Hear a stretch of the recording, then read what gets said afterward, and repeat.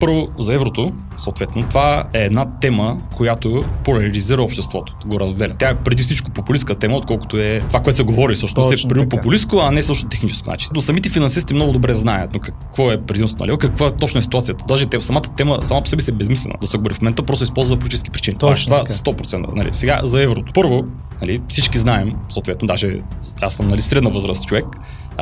Тогава все още били сме на този свят, но да кажем сме били в тази така наречена финансова криза 96-97.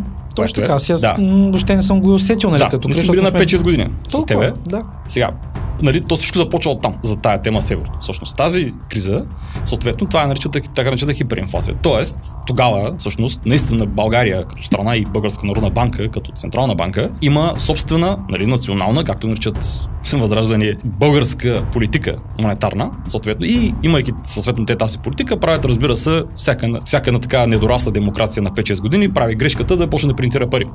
Нали? И ние всъщност принтираме пари. Много. Съответно, това дига инфлацията, стига тези големи, нали, аз съм чувал, нали, хляб днеска струва 1000 лева, утре 10 000 лева.